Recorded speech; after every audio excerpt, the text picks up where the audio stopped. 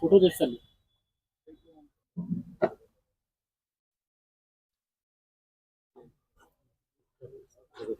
నా పేరు Sripati Bhanumurthy.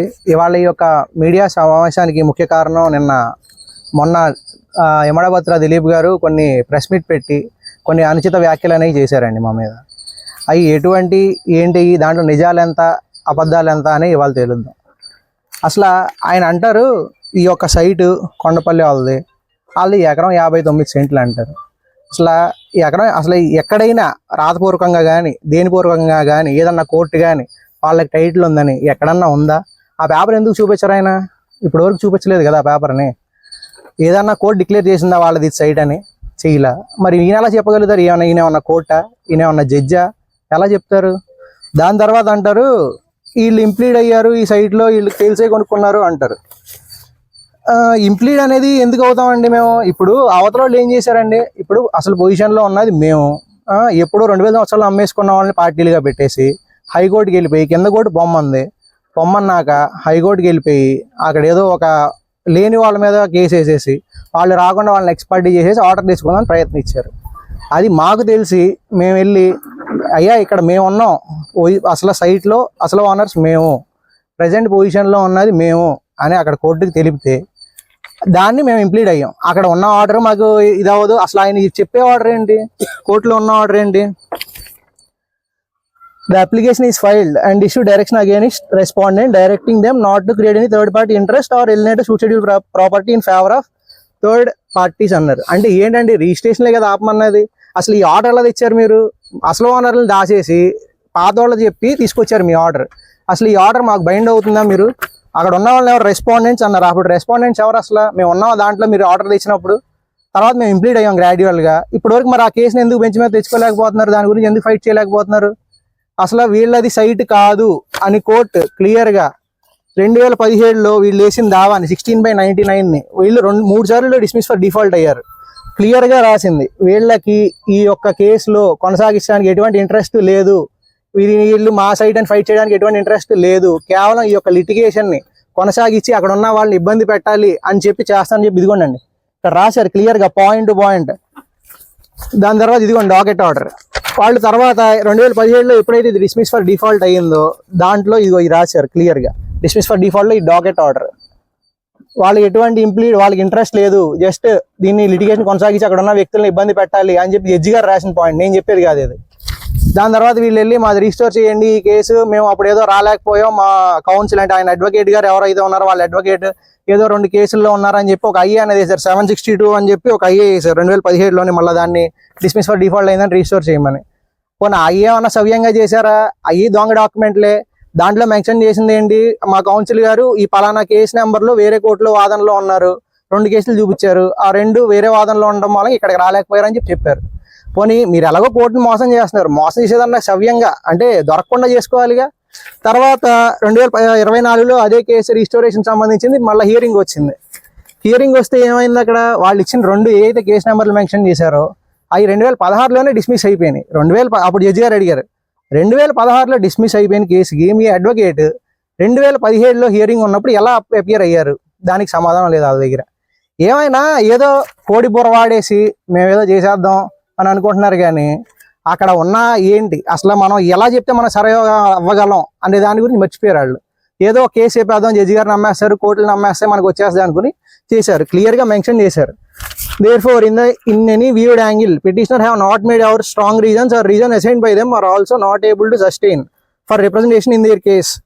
File 12/2017. This court in the view that there is no merits allowed to present petition in the matter of pertaining year 1999, but the leaches of the part of the petitioner taking steps. So, where there is no sufficient ground is made out by the petitioner for their default in 2017, they are not entitled to seek restoration.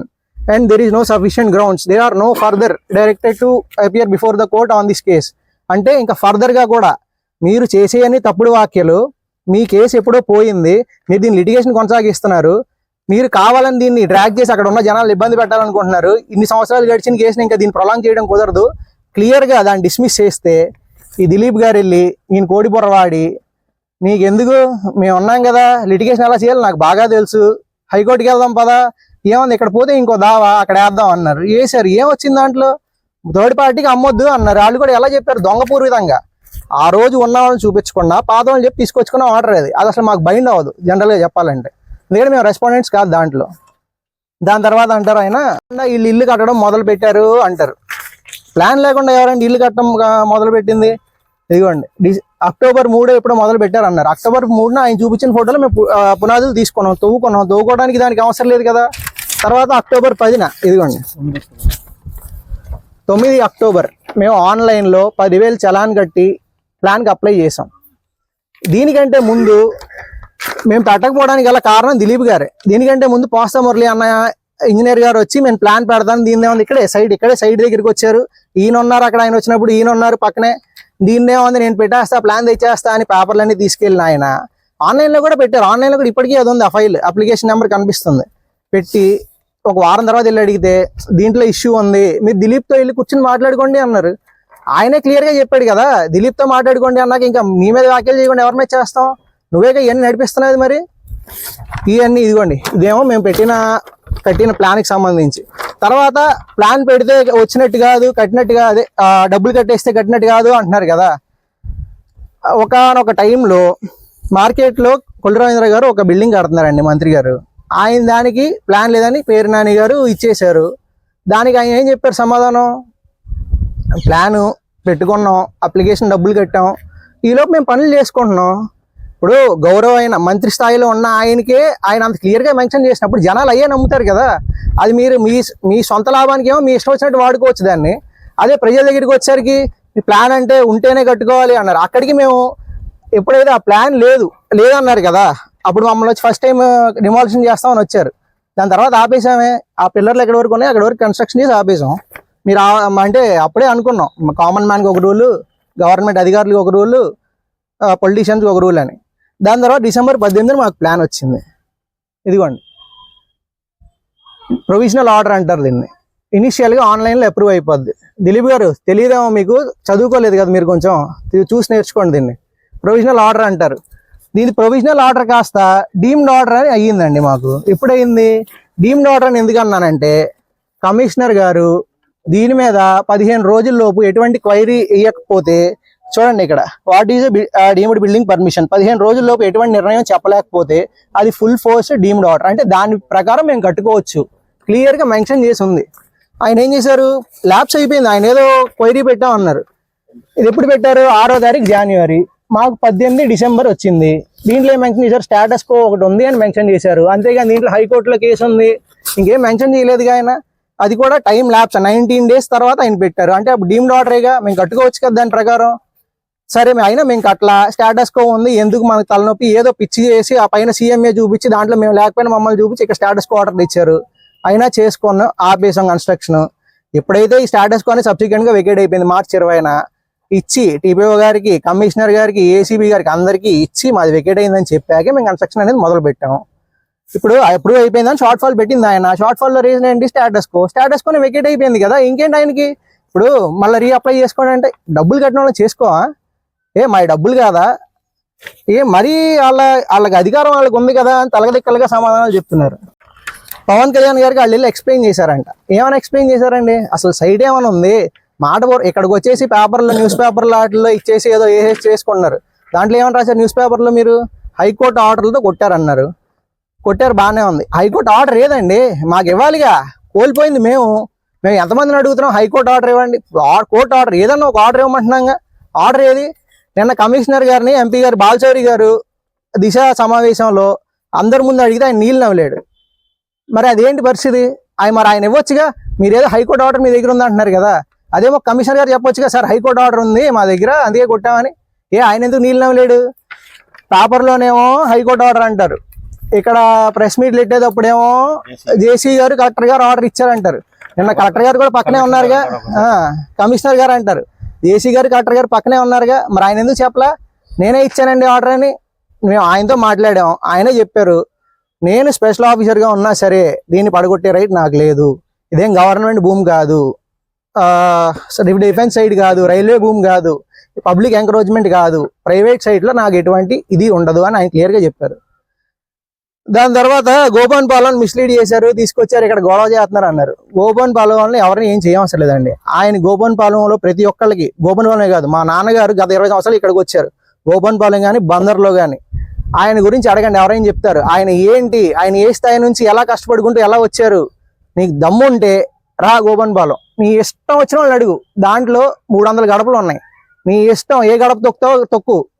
ఆఖరికి మేము opposition గా చేసిన వాల్శెట్టి రేఖా గారు, ఆమె కూడా వచ్చి ఆమె బాధ అనేది వ్యక్తం చేశారు. ఇక్కడ అందరూ ఆ రోజు మీడియాలో చూసే ఉంటారు. ఎందుకంటే మేము వాళ్ళు ఎప్పుడు ఏకగ్రీవంగా ఎన్నికయ్యే వాళ్ళు, వాళ్ళకి మేము ఆపోజిట్ చేసి వాళ్ళకి గట్టి టఫ్ పోటీని ఇచ్చింది మేము. అయినా సరే అక్కడ ఆమె ఏం చూడాల, మా నాన్నగారి మంచితనాన్ని, మా యొక్క ఫ్యామిలీకి ఉన్న గుడ్ విల్ ని అన్ని చూసుకుని అసలు ఒక అన్యాయం జరుగుతుంది నిలబడ్డారు అంతే. అది అక్కడ ఉండాలి, మనిషికి అన్నది అది ఉండాలి. దాని తర్వాత జెండా కట్టి రాజకీయాలు చేస్తున్నారు అని అంటారు. జెండాలు ఎందుకు కట్టమండి? అభిమానం ఉన్నాడు ఎవడైనా కట్టుకుంటాడు. నీలాగా ఇప్పుడు జెండా కడితే మా ఇంటికి ఎవరైనా వచ్చేస్తారు కొట్టేస్తారని భయపడేవాడైతే కట్టడు. మా గోపన్పాలెంలో చిన్న ఇల్లు కట్టుకున్నాం. దానికి కట్టిన తర్వాత నుంచి ముందు నుంచి మొత్తం జెండా అనేది అక్కడ పెట్టుకున్నాం. అలాగే సైట్ లో కూడా అలాగే పెట్టుకున్నాం. దిష్టిబొమ్మ కింద దేవుడు ఫోటో పెట్టాలి, ఆంజనేయ స్వామి ఫోటో పెట్టాలి అంటున్నాడు. ఈసారి మాత్రం దిలీప్ గారు చెప్పారుగా, జెండాలు కట్టమండి, మీ బొమ్మని దిష్టిబొమ్మ కింద పెట్టుకుంటాం. ఈ యొక్క వార్డులో ఏదైతే దిష్టి అనేది ఉందో అది మీరే. ఈ వార్డులో నెక్స్ట్ మళ్ళీ రేపు కన్స్ట్రక్షన్ స్టార్ట్ చేస్తున్నాం, ఈ వారంలో చేస్తాం. చేసినప్పుడు దిష్టిబొమ్మ మీరే పెడతాం, ఫోటో పెట్టి స్టార్ట్ చేస్తాం. కాదని చెప్పేసి దిలీప్ ఎప్పుడు పనిచేశారు అసలు? వాళ్ళు జనసేనలు కాదు, పేరు నానికి బి టీమ్ గా పనిచేస్తున్నారు వాళ్ళంతా కూడా అని చెప్పేసి ఆరోపణ చేస్తున్నారు. ఆరోపణలు చేయడానికి 100 ఉంటాయండి. ఇప్పుడు మా బాబాయ్ ఉన్నారు గోపన్ పాలెం, ఇప్పుడు చెప్పాను కదా మీకు, గోపన్ పాలెం ఆపోజిషన్ చేసామని చెప్పి జనసేనకు చేసాం. ఆర్కే గారిని అడగండి. మళ్ళీ ఇంకోటి, ఆర్కే గారికి అంతా తెలుసు, ఆయన సైడ్ ఉన్నాడు, ఆయన మంచోడు, నేను ఆయన ఇన్స్పిరేషన్ తీసుకున్నా అంటున్నావు కదా. ఆర్కే గారే దిలీప్ అన్న ఆయనే అండి ఇదంతా చేసింది, ఆయన వల్లే ఇల్లు పడిపోవడానికి కారణం అని క్లియర్ గా ఇక్కడ 100 మంది జనాలు ఉంటే 100 మంది ముందు ఎంపీ గారికి ఈ వాంగ్మూలం ఇచ్చారు. ఆయన దిలీపే చేసాడు, ఇది దిలీపే ఈ సైడ్ ఈ యొక్క కొబ్బరి తోటకి పట్టిన ఈ చదా అని చెప్పి ఆయన క్లియర్ గా చెప్పాడు. దానికి ఏం చెప్తారు మీరు? ఆర్కే గారు ఏమన్నా అంటే ఏదో మీ తరపు ఉన్నారు అన్నట్టు మాట్లాడుకుంటున్నారు మీరు. దాని తర్వాత నైట్ స్లాబ్ వేశారు అంటున్నారు. నైట్ ఆ రోజు వేసాం. మీరు ఎలా వేసారండి స్లాబ్? మీ బిల్డింగ్ కట్టారు కదా, నైట్ కట్టారా పగలు కట్టారా? మరి మీ దాని గురించి మాట్లాడరే. ఇంకోటి, అందరినీ మాట్లాడితే ఈయన చీటర్ అంటున్నాడు. చీటర్ ఏంటండి? ఎవరు చీటరు? ఏం చేసాం మేము? అసలు వాస్తవంగా మాట్లాడాలంటే నువ్వు పేపర్ పరంగా చూపించు. వాస్తవంగా మాట్లాడాలంటే నువ్వు ఒక 420, నేనేమి ఉద్దేశపూర్వకంగా అంటలా. ఇదిగోండి ఆయన మీద నమోదైన 408, 420 కేసు ఇది దిలీప్ మీద, ఇమడాబత్తులో దిలీప్ కుమార్. ఏమని? ఆయన ఈ యొక్క పార్క్ సైడ్ ఏదైతే ఉందో దాన్ని కబ్జా చేసి దాంట్లో దొంగ రిజిస్ట్రేషన్లు చేసుకుని ఇక్కడ క్లియర్ గా మెన్షన్ చేశారు. అసలు జనరల్ గా గవర్నమెంట్ ప్రకారం 25,05,000 దాని విలువ అయితే 171,500 రూపాయలకి ఆయన చేసుకున్నాడు రిజిస్ట్రేషన్. ఇప్పుడు చెప్పు దిలీప్, ఏంటిది నువ్వు చేసేది? 420 నువ్వు ఎవరిని అంటున్నావు నువ్వు చేయటరా అని? అసలు నీ ఇంటికి ప్లాన్ ఎలా వచ్చింది? సర్వే నెంబర్ లేదు, తప్పేసాం అంటున్నావు కదా. అసలు నీ ఇంటికి సర్వే నెంబర్ ఏంటిది? అది ఇదిగోండి ఆయన ప్లాన్. ఇది ఇమడాబత్తులో దిలీప్ కుమార్ గారి ఇంటి ప్లాన్. సర్వే నెంబర్ ఏముందో చూడండి ఒకసారి. 20 అంట. బందర్లో ఎక్కడ ఉందండి సర్వే నెంబర్? ఇది 20 అన్న సర్వే నెంబర్ ఎక్కడ ఉంది? మేము చూపించలేక కాదు ఇవన్నీ. ఫోన్లే ఏదో ముసలోడు బతుకుతున్నాడు వార్డులో, మళ్ళా గట్టిగా అంటే గుండెపోటుతో చచ్చిపోతాడు, ఎందుకు మనం ఆయన ప్రత్యేకంగా పెట్టనవసరలా, ఎందుకని ఆయన ఈ పెద్దగా చేయట్లా. బోల్డ్ కాగితాలు ఉన్నాయండి. ఆయన మీద లేని కేసులు లేవు, హైకోర్టులో కేసులు ఉన్నాయి ఆయన మీద. నేను వెంకటరావు గారు చేస్తూ తర్వాత ఆయన ఒక ఆడియో క్లిప్ వచ్చిందండి. దాంట్లో ఆయన అంటారు, దిలీప్ గారు బాగా కొట్టించాడు అప్పుడు ఆయన అనుకో అనలేదు అనుకో, అది ఇప్పుడు మిగిలిన వాళ్ళు ఏమంటారు? లేదు ఇప్పుడు దీనివల్ల మనకి విన్నారుగా దిలీప్ అది వ్యక్తిత్వం. ఈ ఆడియో ఫుల్ క్లిప్ ఉంది నా దగ్గర, అందరి దగ్గర ఉంది. దీన్ని ఎవరు బయట పెట్టట్లే కానీ అంతే. ఈ క్లిప్ ఉంది, నేను దీన్ని కోర్టులో ఇస్తాను. ఆల్రెడీ మా లాయర్ గారు సబ్మిట్ చేశాను. ఆయన రేపు కౌంటర్స్ తో పాటు దీన్ని సబ్మిట్ చేస్తారు ఎవిడెన్స్ కింద. అప్పుడు ఏది దిలీప్ కుమార్ గారు ఉన్నారో వృద్ధుడు, ఆయన అక్కడ కోర్టుకు వచ్చి వాంగ్మూలం ఇవ్వాల్సిందే. ఎందుకంటే అది ఆయన కాల్ నుంచి మాట్లాడింది. అది దాంట్లో మంత్రి పడగొట్టమన్నాడా, మంత్రి వెనకాల ఉన్న ఆయన బినామీ అని ఆయనే చెప్పాడు. మంత్రి వెనకాల ఉన్న ఆయన పేరేంటి, పామర్తి రాజా అంటే ఆయన ఎవరో కూడా మాకు తెలియదు. ఆయన ఎందుకు ఇన్వాల్వ్ అయ్యాడో తెలియదు. క్లియర్ గా చెప్తున్నాడు మళ్ళీ ఆయనే. పామర్తి రాజా విజయవాడలో చక్రం తిప్పాడు, పొద్దున టకా కొట్టుకొచ్చారు ఇల్లు, క్లియర్ గా చెప్పాడు. అది అసలు ప్యూర్ ఆయన నోటి దోలే, ఇంక ఎవరి దోల కాదు. మమ్మల్ని అంటే ఏమన్నా అంటే నీ నోటి దోల వల్ల నువ్వు చేసిన పనులు నీ ఎచ్చుకుపోయి జనాల దగ్గర వాగడం వల్ల నువ్వు ఏంటనేది జనాలకి ఇవాళ తెలుస్తుంది. ఆడియో క్లిప్ నేను కోర్టుకి సబ్మిట్ చేసి దాని ప్రాపర్ ఎవిడెన్స్, నీ కాల్ డేటా ఇవ్వు. మాట్లాడితే ఏంటి నువ్వు లైట్ డేటర్ రెస్ట్రా అంటున్నారు. మేము రాలేక వస్తే నువ్వు చచ్చిపోతావు, నువ్వు చెప్పి నీకే తగులుతాయి, ఎందుకు వచ్చింది మా వెంట మాకెందుకు, పాపం మాకెందుకు అని మేము ఊరుకుంటున్నాం. రా ఇవాళ కండక్ట్ చేయి. అసలు ఈ కేసు 420 కేసు వేసి ఆయన నీకు ఫోన్ చేసి డిబేట్కి రా అంటే ఇప్పటివరకు ఎందుకు వెళ్ళలేకపోతున్నావు నువ్వు? డిబేట్కి రమ్మన్నారుగా నిన్ను, దా ఎక్కడ కూర్చుందాం డిబేట్కి మాట్లాడదాం అంటే నేను తెలియని అన్నోన్ పర్సన్స్ నేను మాట్లాడినండి. అయ్యేం సమాధానాలు? నీ మీద ఎఫ్ఐఆర్ వేసినా నీకు అన్నోన్ పర్సన్ ఎలా అవుతాడు? నీకు అసలు ఏమన్నా ఉందా? సిగ్గు శరం అనేది ఉందా? ఇన్ని చేసావు కదా, నీ ముడ్డికే నిన్ను పెట్టుకుని ఇదిగో ఇవాళకి ఆ 420 కేసు అలాగే ఉంది, నడుస్తానే ఉంది. ఇదిగోండి 420 దీంట్లో మెన్షన్ చేసిన చూడండి, 408 420 34/34 ఆయన మీద ఉన్న కేసులు ఇవన్నీ ఇంకా కోర్టులో నడుస్తుంది, స్టిల్ పెండింగ్ లో ఉంది. ఇవన్నీ ఏంటి? ఇవన్నీ అసలు దారుణాలు దుర్మార్గాలు అన్నీ చేసింది నువ్వు, తోసేది అమాయకుల మీద.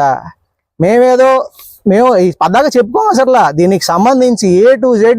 నువ్వు కరెక్ట్గా మా ప్రెస్ మీట్ ఉంటే నువ్వు పెట్టేవాడి కాదు. వాళ్ళు ఆ రోజు మేము చెప్పింది ఉంటే వాళ్ళ దగ్గర అన్ని పేపర్లు ఉన్నారా బాబు అని నువ్వు దండం పెట్టేసి వదిలేసేవాడు. నువ్వు కేవలం ఏమన్నా అంటే నిన్న మర్చిపోయానండి, నిన్న బాధితులు కొండపల్లోళ్ళు అంటాడు. నాకు అర్థం కాలేదు ఇనిషియల్ గా, తర్వాత అర్థమైంది ఎందుకు బాధితులు కొండపల్లోళ్ళు అంటే ఈయన మాటలు నమ్మి ఆ వదిలేసుకున్న వాళ్ళని తీసుకొచ్చి నీకు నేను ఇప్పిస్తా ఏదో ఈయన ప్రతిఫలం కోసం వాళ్ళని ఇది చేసి ఇవాళ వాళ్ళు రోడ్డు మీద పడడానికి కారణం, వాళ్ళ పేరు అనేది ఇలా తిరగడానికి కారణం కేవలం దిలీపే, ఇమడాబత్తులు దిలీప్ కుమారే. ఆయన నమ్ముకున్నారు కాబట్టి ఇవాళ వాళ్ళు ఏదో కొద్దో గొప్ప పేరు ఉంది లేదంటలా, ఆ పేరుని శాంతం చెడగొట్టుకున్నది అయితే వాళ్ళే, కేవలం దిలీప్ మాటలు నమ్మే. అందుకే బాధితులు అంటున్నాడు. పోయింది కాబట్టి వాళ్ళ పరువు అంతా ఈ ఒక్క ఆస్తే కాదండి, వాళ్ళు బోల్డ్ ఆస్తులు ఇలాగే చేశారు. అన్న తమ్ముడికి చేసుకోవడం, దాని డాక్యుమెంట్లు అయ్యి ఉండవు. మా నాన్న అని చెప్పి వీళ్ళనామా రాసుకొస్తారు. రీసెంట్గానే 2023లో ఒక డాక్యుమెంట్ సృష్టించి ఏం చేశారు, ఇది మా నాన్న పూర్వజీతం అని ఒక వీళ్ళనామా తెచ్చుకొని పూర్వజీతం పెట్టి దానికి ఎవరికైనా నమ్మాలంటే డాక్యుమెంట్ కావాలి కదా. అన్న ఏం చేశాడు, అన్న తమ్ముడికి చేశాడు, తమ్ముడు అన్నకి చేశాడు, దీన్ని వేరే వాళ్ళకి అమ్మేశారు. దీన్ని బట్టి ప్రజలందరూ అర్థం చేసుకోవాల్సింది ఒకటే, ఇలా ఉంటే మీకు ఏం లోన్లు రావు. మీరు కొండపొడవల సైట్లు ఏమైనా కొనేటప్పుడు ఆచి తూచి కొనుక్కోండి. వాళ్ళ సైట్లు అంటే అన్ని వివాదాల సైట్లే, క్లియర్గా చెప్తున్నాను నేను. ఆ డాక్యుమెంట్ కూడా నా దగ్గర ఉంది, నేను త్వరలోనే మీ అందరికీ పెడతాను. ఇక్కడైనా దిలీప్ గారు ఇన్ని చూపించా నీకు, నువ్వు రెడీ అంటే రా డిబేట్కి రా, ఎక్కడికి వస్తావు అక్కడికి రా, ఎదురు కూర్చుందాం. నీ పేపర్ ఏంటి నా పేపర్ ఏంటి ఇసురుకుందాం, ఎవరి దగ్గర బలం ఉందో తెలిసిపోతాయి జనాలకి. నువ్వు పద్దాకారి వచ్చి ఇదిగో ఇది నా పేపర్ ఇది నా కాగితం, నువ్వేంటి నేను చూపించేదానికి ఏం చూపించట్లా. ఇప్పుడు దాంట్లో ఉన్నాయన్నీ చూపించాలిగా. 99లో వాళ్ళు రాసుకున్నారు అన్నావు, దాని ముందు 84లో ఓడిపోయారు అనేది రాసుకుని కూడా చేసుకున్నారు కదా 22,000లో తోటోళ్ళు. అదెందుకు చూపించట్లా నువ్వు? అవన్నీ చూపించు. పద్దాక మీడియా మిత్రులు టైం వేస్ట్ చేయడం, మా టైం వేస్ట్ చేయడం, ఇవన్నీ ఎందుకు నీకు పనులు? ఒకేసారి కూర్చుందాం. వచ్చే కొండపల్లికి కూడా చెప్తున్నాం, మీ సైటు అన్న రోజు మేము వదిలి వెళ్ళిపోతాం. లాస్ట్ టైం కూడా అదే చెప్పాం, రాసేమంటే రాసి ఇచ్చేస్తాం. మీ సైడ్ అని మీరు గెలుచుకురండి. ఏమన్నా ఉంటే వచ్చి మాట్లాడండి, దమ్ము ధైర్యం అనేది ఉంటే. సైట్ నాది అన్నవాడు ఇవాళకి సైట్లో కాలు పెట్టలేదండి. ఈయన ఎవరు గొట్టంగాడు, వాళ్ళ సైట్ గురించి ఈయన మాట్లాడటం నాకు అర్థం కాదు. దిలీప్ గారు ఎక్కడైనా అన్నీ తెలుసుకొని సవ్యంగా నడుచుకుంటే బాగుంటది, గౌరవంగా ఉంటది మీకు కూడా. సెలవు తీసుకున్నాను. ఇంకా జై హింద్, జై జనసేన. నా పేరు చదలవాడు వీరేంద్ర. వచ్చిన ప్రతి ఒక్కరికి ఫస్ట్ నమస్కారాలు తెలియజేసుకుంటున్నాను, మీడియా ప్రతినిధులందరికీ. ఈరోజు ముఖ్యంగా మీ కొబ్బరి తోటలో ఈ మీటింగ్ ఏర్పాటు చేయడానికి కారణం ఏంటంటే, 2 రోజుల క్రితం యమలాబతులు దిలీప్ కుమార్ అనే ఆయన ఒక ఇంట్లో ప్రెస్ మీట్ కండక్ట్ చేశాడు. ఆయన పక్కన కూడా ఒక 2 వ్యక్తులను కూర్చోబెట్టుకున్నాడు. వాళ్ళు ఎవరనేది మనం చెప్పక్కర్లేదు. కూర్చోబెట్టుకుని ఆయన నోటికి వచ్చిందలా మాట్లాడాడు. ఆయన మాట్లాడిన ప్రతిసారి కూడా ఆయనకు వచ్చి సమాధానం చెప్పుకోవాల్సి వచ్చినందుకు మేము కూడా సిగ్గుపడుతున్నాం. ఎందుకంటే ఆయన మాట్లాడే మాటలే సిగ్గులేని మాటలు.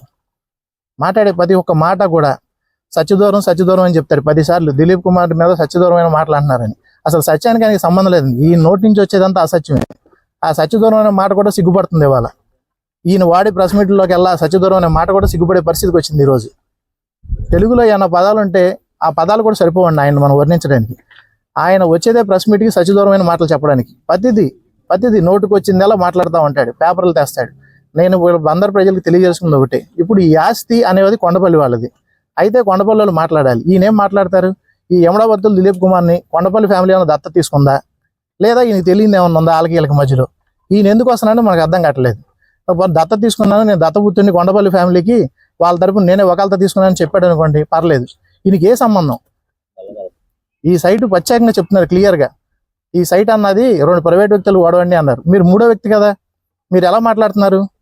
ఓ డాక్యుమెంట్ చూపిస్తారు, 16/99 డాక్యుమెంట్ ఉంది, దానిలో వాళ్ళు కోర్టులో రాశారు, కోర్టులో ఉందని చెప్పారని. అది చెప్పిన కింద ఫస్ట్ 2 లైన్లు చదివారు, మిగిలిన లైన్లు కూడా చదవాలిగా. అది క్లియర్గా చెప్పారుగా, కోర్టు మీకు హక్కు లేదని తీసేసింది. తీసిన తర్వాత వాళ్ళు పంచుకున్నాక లేఅవుట్ అయింది తర్వాత అమ్మారు అని. పైగా ఇది 379/1A అని, వీళ్ళు 1 వేసుకుని తప్పుడు ప్లాన్లు తీసుకున్నారని నిన్న చీటర్స్ అని చెప్తున్నారు. నీకన్నా చీటర్ ఎవరు లేరు బందర్లో. కొబ్బరి తోటలో ఏ ఇంటికి వెళ్ళి అడగండి, చీటర్ అంటే ఎవరైనా చూపిస్తారు. ప్రతి ఒక్కరు బందర్లో ఎవరు ఇక చీటర్ అనేసరికి ఇంక అక్కర్లేదు, కొబ్బరి తోటలో చీటర్ అని అడ్రస్ రాస్తే చాలు, డైరెక్ట్గా వెళ్ళిపోతుంది మీ ఇంటికి పోస్ట్. అది నీ పరిస్థితి. నేను బందర్ ప్రజలు తెలియజేసిన ఏమనుకుంటే, కొబ్బరి తోటలో ఉన్న ప్రజలు ఎవరు మాకు సానుభూతి తెలపలేదని, వాళ్ళ చుట్టూ ఎవరు రాలేదని చెప్తున్నారు. వాళ్ళు కూడా భయపడుతున్నారండి. కొబ్బరి తోటలో ఉన్న ప్రజలు సాయంత్రం 7 దాటిన తర్వాత మమ్మల్ని కలుస్తున్నారు. ఏమన్నంటే పగలపూట కనిపిస్తాయండి, ఆడు దరిద్రుడు, ఆడి కంటపడ్డాం అనుకోండి ఏదో రకంగా మమ్మల్ని ఇబ్బంది పెడతాడు, ఆడి మౌన్ చూసినా కానీ మాకు దరిద్రం అనిపిస్తుంది పొద్దున పూట అని చెప్తున్నారు వాళ్ళు. అలాంటి దరిద్రుడి మధ్యలో మేము తిరుగుతున్నామండి. ఎక్కడికి అక్కడికి కొబ్బరి తోటలు ఇప్పటికి 2-3 ఫ్లాట్లు కొనుక్కున్నాను, లేకపోతే అవన్నీ కూడా అమ్మేసి ఎట్టుకొట్టి వెళ్ళిపోయాము. ఆ దరిద్రం మేము పొద్దున్న లేస్తే చూడాల్సి వస్తుంది. పొద్దున్న లేస్తే చెత్తోడు వస్తాడు ఎవరింటికన్నా, కానీ మాకు దరిద్రుడు వస్తాడు ఎదురు. వీడంటాడు చీటర్ అని. ఒక చీటర్ని మేము ఇంటి దగ్గర పెట్టుకుని రోజు ఆడి మౌన్ చూడాల్సి వస్తుందండి. అసలు లేచిన కానీ వీడు మాట్లాడే మాటలన్నీ అబద్ధాలు. ఆయన ఎంతో గౌరవిద్దాం అనుకున్నాం, ఇప్పటికీ కూడా ఫ్రస్ట్రేషన్ తెగొచ్చేస్తుందండి. ఇంకా అక్కడ దిలీప్ గారు అందాం అనిపిస్తుంది, కానీ అనుభూతి అవ్వట్లేదు. ఆయన నిన్న మాట్లాడిన మాటలకి ఎందుకులేండి ఆడనకూడదు, బాధపడతాడు, వయసులో పెద్దాడు, వాళ్ళు ఆడన్నాను ఈడన్నా అంటాడు. మేము కూడా అనగలం, తలకమాసినోడా, సన్నాసి, ఎదవా, పోరంబోకు, నువ్వు ఎలా మాట్లాడగలిగావని. కానీ అనం, వయసులో చాలా పెద్ద మనిషి, ఆ మనిషిని మనం అనకూడదు. అన్నాం అనుకోండి రేపు నుంచి అన్నం తిండే కాడు. ఆల్రెడీ ఆఖరి స్టేజ్లో బతుకుతున్నాడు. మనం ఎంత తింటే మనం బతుకుతాం అన్నది లేదు మనిషికి. ఆశకి అర్థం ఉండాలండి. ఒక స్టేజ్ వరకు సంపాదించుకోవాలి, పోయేదాకా కూడా సంపాదించక్కల మనిషి. నీకు ఎన్నాళ్ళు ఉంటావో నీకే తెలియదు, నీ వయసు అంతా కూడా నీకు తెలియదు. ఇంకా ఏదో సంపాదించాలి, ఎవరికి ఇవ్వడానికో కూడా మనకు తెలియట్లేదు ఈ ఆస్తి అంతా. ఇంకా ప్రజల సొమ్ము తినాలి. రాజకీయ నాయకులు కూడా అని మేము ఒకటే తెలియజేసుకుంటున్నాం, మచిలీపట్నం రాజకీయ నాయకులు కూడా జనాల ఆశల మీద ఆశపడకండి. జనాల ఆశల మీద ఆశపడితేనే ఇలాంటి సన్నాసందులు చేరి మిమ్మల్ని తప్పుదోవ పట్టిస్తూ ఉంటారు. అలాగే ఆ 379/1A అని 1 అని చెప్తున్నాడు. నిన్న వాళ్ళు పెట్టిన వాళ్ళు తప్పుడు సర్వే నెంబర్ వేసుకుని ప్లాన్ తీసుకున్నారంటారు. ఇదిగోండి మా మిస్సెస్ పేరు చెదలవాడ పద్మశ్రీ. ఇక్కడ 379/1A ఉందా లేదా మా ఇంటి ప్లాన్కి చూడండి, ఆరెంజ్ కలర్ హైలైట్ చేసాం, 379/1A. ఇదే కదా ఉన్నది. నేను నువ్వేం చూపించా పేపరు, 78 ఉంది, 79 ఉంది అంటావు. అసలు అన్నం తింటున్నావు నువ్వు కడుపుకి? అన్నం తినేవాడు ఎవడన్నా మాట్లాడతాడా? చీటర్స్ అని చెప్పి ఒక మహిళ పేరు నువ్వు చదువుతావా? తర్వాత నిన్ను అడిగేవాడు లేడనా? నీ ఇంట్లో నీ భార్య గురించి కానీ ఎవరి గురించి ఏ రోజైనా మాట్లాడావా? కొండవల్లి ఫ్యామిలీలో ఎవరి గురించి మేము మాట్లాడామా? మహిళల గురించి కానీ ఏదన్నా కానీ? అన్నం తినేవాడు ఎవడన్నా మాట్లాడతాడా? చీటర్స్ అని చెప్పిన తర్వాత నువ్వు ఏ రకంగా చదువుతావు? చీటర్ అని చెప్పి చదువుతావా? తోట నరేంద్ర శ్రీకాంత్ పేపర్ చూపించండి, ఆయన నెంబర్ ఏముందో. ఇదిగోండి, ఆయన కొనుక్కున్నది 379/1Aలో శ్రీకాంత్, కట్టింది 1Aలో. నీకేంటి నొప్పి నాకు అర్థం కావట్లేదు. 379/1 ఇదిగోండి క్లియర్గా ఉంది చూడండి. ఇదిగోండి డాక్యుమెంట్, ఇది ఆయన కొనుక్కున్న డాక్యుమెంట్, ఇది ఆయనకు వచ్చిన ప్లాన్. ఏంటి మధ్యలో నీ లిటిగేషన్ ఏంటి నీ బోడి పెద్దనం అంటున్నా? నాకు అర్థం కావట్లేదు. నువ్వేమైనా ఊరికైనా పెద్ద మనిషి అనుకుంటున్నావా, లేదా దేశానికి ప్రధాన పౌరుడు అనుకుంటున్నావా? అందరి మొత్తం నీ కన్సర్న్లో నడవాలేంటి? ఎవరు నువ్వు అసలు? నీకు ఏ హక్కు ఉంది? నువ్వు జనాలు అడుగుతున్నావు కదా, నీ అర్హత ఏంటి చెప్పు. నువ్వు ఎప్పుడు వచ్చావు బందరు? నీ అర్హత ఏంటన్నా? ఏది పడితే మాట్లాడతావు. ఇదిగోండి 378 బేస్ నెంబర్. ఆ రోజు చూపించా, ఈ రోజు చూపించా. మేము ఏ రోజు తప్పు మాట్లాడతా, పేపర్ ఉంటేనే మాట్లాడతాం. వాళ్ళలాగా సత్యదూరం సందుదూరం ఇలాంటి మాటలు మా దగ్గర లేవు. మేము క్లియర్ కట్గా ఉన్నాం. ఇదిగోండి బేస్ నెంబర్లు 378, 379 ఎవరి ప్లాన్ లైన్ ఉంటుంది. ఇదిగోండి, ఇది పట్టుకోండి. ఇంకొక మీకు హైలైట్ విషయం చూపిస్తాను నేను. పట్టుకోండి మన పేపర్ ఎత్తి. రికార్డులో ప్లాన్ అప్లై చేసేటప్పుడు మున్సిపాలిటీ సైట్ ఓపెన్ చేస్తే డిఫాల్ట్ గా 378/379 కొబ్బరి తోట కొట్టంగానే వస్తుంది. సబ్ డివైడెడ్ లో మనకు నచ్చిన నెంబర్ ఇక్కడ పెట్టుకోవచ్చు. మన ఇల్లు దేనిలో ఉంటే దానిలోకి. ప్లానర్ ఎవరైనా ఉన్నారనుకోండి, ఆ ఎమర్పాట్లో ఉన్నవాడు ఏం చేస్తాడు, బేస్ నెంబర్ ఉంది కదా అని చెప్పి వదిలేస్తాడు. నువ్వు వచ్చి గుడ్డు మీద ఏకలు బిగుతాను ఎవడు అనుకోడుగా. ఎవడైనా డాక్యుమెంట్ ఇచ్చే ఇల్లు కట్టుకుంటాడు. ఆడిచ్చిన డాక్యుమెంట్లోని ఇల్లు ఉంటుంది, దానికి రియల్టీ ఉంటుంది, పన్ను ఉంటుంది. అసలు నీకు ఎంత గట్టి పెడితే అర్థం అవుతుందో నాకు అర్థం కావట్లేదు. బేస్ నెంబర్ ఉంటుందిగా, బేస్ నెంబర్ ఉంటుంది, విఎల్టీ ఉంటుంది. ఎంతమంది ఆధారైజ్ చేస్తే లేదు కానీ కింద ఏ ఉంటే ఏ లేకపోతే నీకేం చెప్పు. నువ్వు అడిగావు ఏ వేసుకొచ్చిన పేపర్ ఇందాక చూపించింది నీకు. కడుపు అన్నం తినవాడు మాట్లాడతాడా?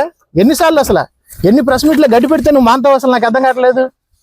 మాటి మాటికి వచ్చేస్తావు మీడియా మొదలకి, ఏదో కొండపల్లి అనగానే వచ్చేస్తావు. దేనికి నీకు వాళ్ళకి నీకు సంబంధం లేనప్పుడు నువ్వు ఎవరు మాట్లాడతావు అసలు ఆ డాక్యుమెంట్లు నువ్వు ఎలా చూపిస్తున్నావు? అసలు నువ్వు మాట్లాడే మాటకి ఏమైనా అర్థం ఉందా?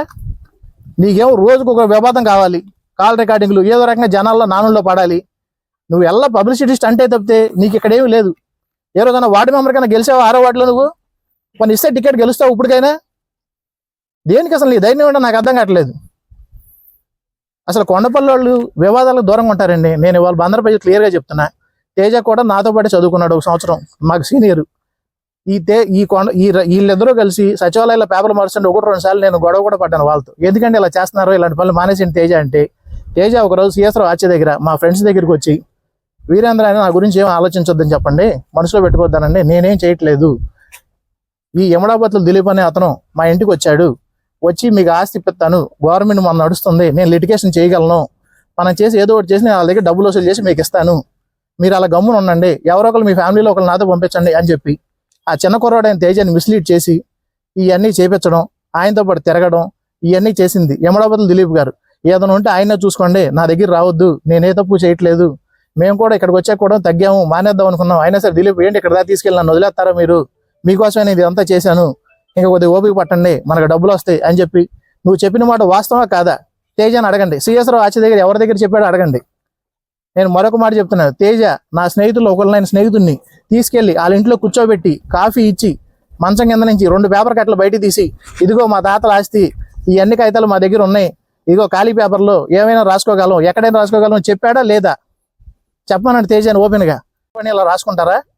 నేను బందరపల్లి కూడా తెలియజేస్తున్నాను, కొండపల్లి వాళ్ళ ఆస్తులు అని కొనేటప్పుడు 1-2 సార్లు ఆలోచించుకోండి. వాళ్ళు ఏ రకంగా ఎక్కడి నుంచి ఆస్తులు సంపాదించారో మాకైతే తెలియదు, కానీ బందర్లో కనపడిన ఆస్తి అలా నాదే అంటున్నారు. నేనేం అడుగుతున్నానంటే మీరు ఒక అఫిడవిట్ రిలీజ్ చేయండి, కొండపల్లి ఆస్తులు అని చెప్పి, మీ ఫ్యామిలీ మెంబర్స్ ఎవరు, మీకు ఏమేమి ఆస్తులు ఉన్నాయి మొత్తం డాక్యుమెంట్ రిలీజ్ చేస్తే బందర్ ప్రజలు కొంచెం అవేర్నెస్ ఉండి కొనుక్కోకుండా ఉంటారు. ఎందుకు పద్ధతి కనపడిన దాడికల్లా ఏదైనా ఆస్తి ఉంటుంది, రేటు పెరుగుద్ది, నీకు ఆశ కలుగుద్ది, తెల్ల పేపర్ నీ దగ్గర ఉంది రాసుకొచ్చేస్తావు. ఇవన్నీ బాధలు ఎందుకు? నీ ఆస్తుల గురించి శ్వేతపత్రం వదులు, లేదా నువ్వు క్లీన్గా నిజాయితీ పోటీ అంటున్నారుగా ఆ దిలీప్ కుమార్ అని ఆయన ఈయన ఇద్దరు కలిసి ఒక సిబిఐ ఎంక్వైరీ చేయించుకోండి మీ మీద, మీకు ఆస్తులు ఏమున్నాయి, మీకు కష్టపడి సంపాదించుకున్న ఆస్తులు అంటున్నారు కదా, తాతల నుంచి వచ్చిన ఆస్తులేగా, ఎంక్వైరీ చేయించుకుని మీకు క్లీన్ అని చెప్పండి, మీరు నిజాయితీ పనులను మేము ఒప్పుకుంటాం. దేనికి ఇదంతా? బందర్ ప్రజలు గమనిస్తున్నారు, అన్ని గమనిస్తున్నారు, ప్రతిదీ. కొబ్బరితోట ప్రజలు అయితే మరీ గమనిస్తున్నారు.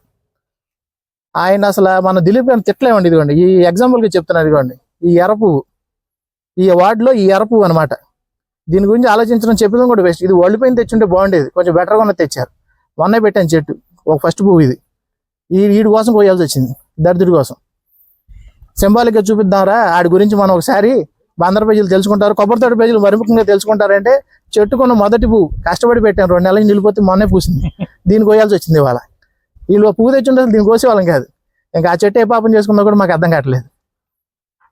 ఏం చెప్తాం ఇక ఈ బందర్ ప్రజలు మనం చెప్పదలుచుకుంది అంటే, దిలీప్ గారు ఇప్పటికైనా సరే బుద్ధి తెచ్చుకుని మా గురించి మాట్లాడడం మానేసి ఆయన రాజకీయం ఏంటి, ఆయన భవిష్యత్తు ఏంటని చూసుకుంటే బాగుంటుందండి.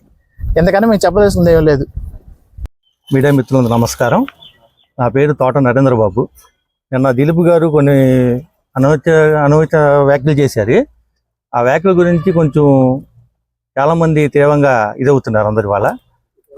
మొన్న ఒక మాటల్లో ఈ వార్డులో ఎవరన్నా 46, 47, 48 వార్డులో తిరిగారా, ఈ బూత్లో తిరిగారంటారు. నేను తిరిగిందంతా 4వ వార్డు అండి. దాని ఆధారం కావాలంటే పిన్శెట్టి ఛాయాదేవి గారిని, వేణు గారిని అడగండి వెళ్ళి. నీ ఎక్కడ తిరిగానో, జనసేన తిరిగాను, వైఎస్ఆర్సీపీ తిరిగాను చెప్తారు, అలా చెప్తారు మొత్తం అంతా. అదొక పాయింట్. నిన్న మాట్లాడిన విషయంలో వడ్డీ నాగ శ్రీకాంత్ గురించి కొన్ని మాటలు మాట్లాడారు. తోట నరేంద్ర బాబు అనే నేను నా గురించి కొన్ని మాటలు మాట్లాడాడు. నేను కట్టింది కూడా ఎక్కడ ఉంది, సరే అక్కడ ఉంది, ఇదే నాకు మున్సిపాలిటీ ప్లాన్ జారీ చేసింది, దాంట్లో ఉన్నది కూడా ఇదే. అవుట్ బిట్ మీ దగ్గర ఉంది. ఈ కమిషనర్ ఇచ్చింది కూడా ఇదే 40 pages. ఇలా తప్పని చెప్తేనే ఇలా తప్పని చెప్తే నేను హైకోర్టుకి వెళ్తే ఇక్కడ నుంచి కమిషనర్ గారు ఇది క్లియర్ డాక్యుమెంట్, ఎటువంటి దీంట్లో జాప్యం లేదు అని చెప్పి హైకోర్టుకి దీన్ని సబ్మిట్ చేశారు. చేటర్స్ అంటున్నారండి. ఎవరండి చేటర్స్? దేని చేటర్స్? మేము ఏమి దొంగ సవాల్ కొన్నాం మేము చేటర్స్ అంటాకి? చెప్పండి, దేని కొన్నాం అసలు మేము? దొంగ 10 లక్షల ఆస్తిని కొన్నాం మేము. లక్ష రూపాయలు కొన్నావా? గజం 5,000 పెట్టుకున్నావు. ఎవరండి అమ్మేది ఇక్కడ? గజం 5,000 అలా అమ్ముకుంటారు. గజం 5,000 కల్లా చేటర్స్ అంటున్నారు. ఎవరు చేటర్స్? నువ్వు చేటర్స్. నీ వెనకాల ఉందో లాఫర్స్. కొత్త ఒక్కళ్ళు కూడా చేటర్స్ అంటే ఇక్కడ నుంచి ఊరుకోం. మాట్లాడితే సైడ్కి వాళ్ళు ఎవరు రాలేదంటారు. వస్తారండి, కంగారే ఉంది దానికి. వచ్చేస్తానండి, నీకు పని పాట లేదు. పెడతారు, ఏదో ఒకటి పెట్టుకుంటారు. మాకు పనులు ఉంటాయి, పనులు చేసుకుంటాం. వాళ్ళు ఖాళీగా ఉంది, వచ్చారు సైడ్కి వాళ్ళు అందరూ వచ్చారు. ఎదుగుకోండి, అందరూ సైడ్కి వాళ్ళే వస్తారు. ఇంతకు మించి దిలీప్ గారు మీ మీద గౌరవం ఉంది, ఆ గౌరవం నిలబెట్టుకోండి వాళ్ళు. కానీ అంతకు మించి మాట్లాడమాకండి. మీరు ఏం మాట్లాడకుండా కొండబలో మేము మాట్లాడతాం. వాళ్ళ ప్రెస్ మీట్ పెట్టండి, మేము పెడతాం. లేదా రైట్ కూడా రమ్మండి, ఇద్దరు మాట్లాడుకుందాం. మీరు ప్రెస్ మీట్ పెట్టి మేము ప్రెస్ మీట్ పెట్టి వద్దు, ఇవన్నీ వద్దు.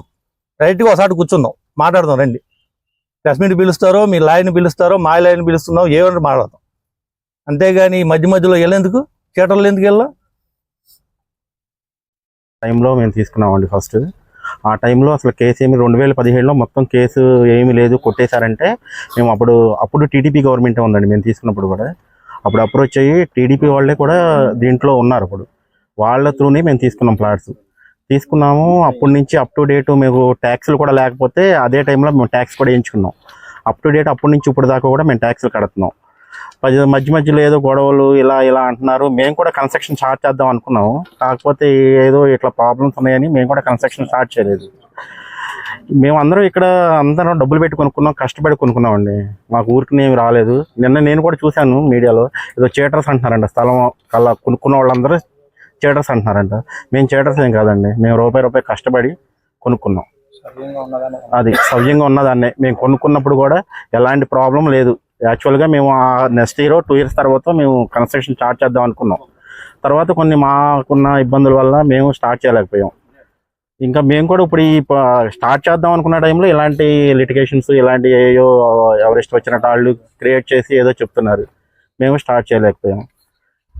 దయచేసి చేటర్స్ అన్న మాట మటుకి ఎవరు మాకండి, ఎందుకంటే మేము కష్టపడి కొనుక్కున్న వాళ్ళండి అందరం. అది okay. Vijay Sripati.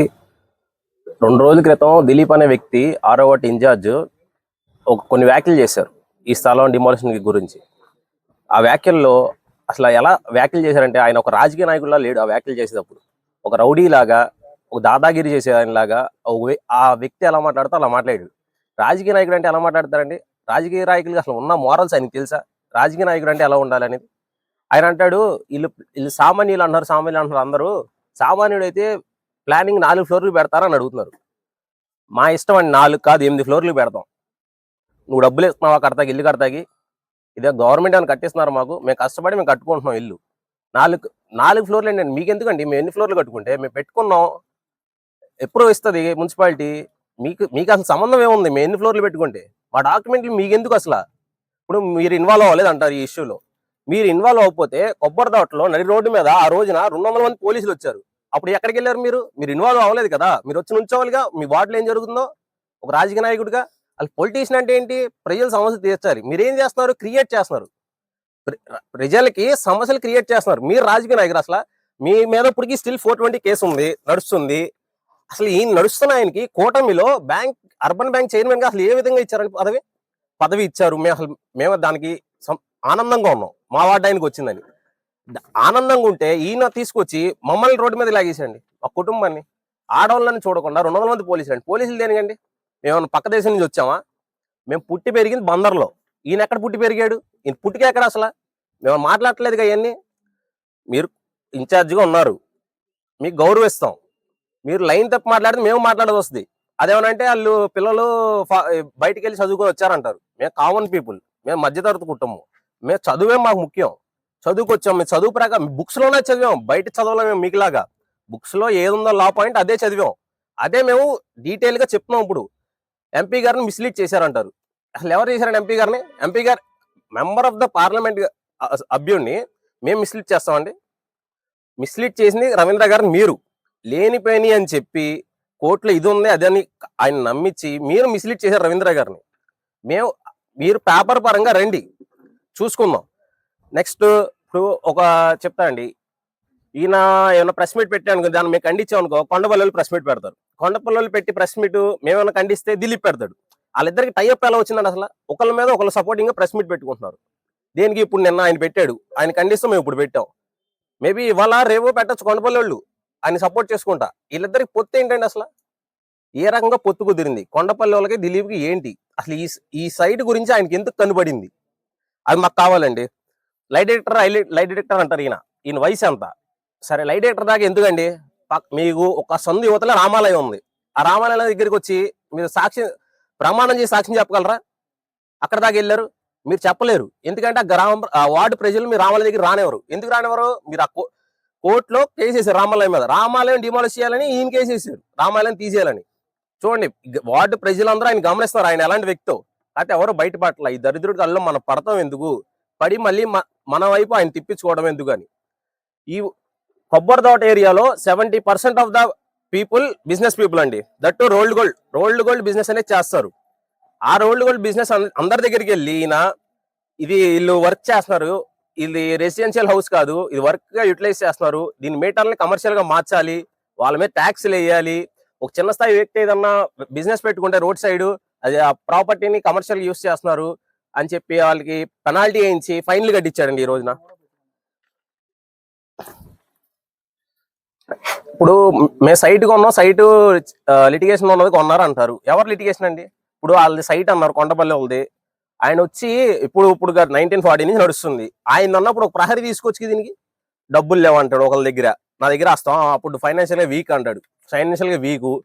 Fencing వేసుకోవచ్చుగా, fencing గారు వీళ్ళు తాటాకుతో దడి కట్టుకోవచ్చుగా. నీదంటే నువ్వు సైట్ లోకి రా, మాట్లాడుకుందాం. పెద్ద వ్యక్తులతో మాట్లాడదాం, కూర్చొని మాట్లాడదాం, పేపర్ పరంగా మాట్లాడుకుందాం. జడ్జిలు ఉంటారుగా, జడ్జిలు కానీ పిలిపించుకోండి, మాట్లాడుకుందాం. లేదా మీరే చెప్పేస్తాం కదా, పేపర్లు ఇస్తా ఆవేశపడిపోతా జడ్జిలాగా చెప్పేస్తున్నారు కదా మన ప్రెస్ మీట్ లో. అసలు మీరు బుక్స్ చదివితే ఇవన్నీ మాట్లాడరు. మీరు అవుట్ ఆఫ్ ద బాక్స్ తీసుకొచ్చి పాయింట్స్ ఈ ఇష్యూని డైవర్ట్ చేస్తా చూస్తున్నారు. దీన్ని లాగుతున్నారు తెగేదాకా దయచేసి లాగొద్దు. దీన్ని ఇంతటితో ముగిచ్చేయండి. తప్పు అయ్యింది, మీరు ఒప్పుకోలేకపోతున్నారు. దాన్ని ఎలాగలా సరిచేసి ఇక్కడతో ముగిచ్చేయండి అని కోరుకుంటున్నాను.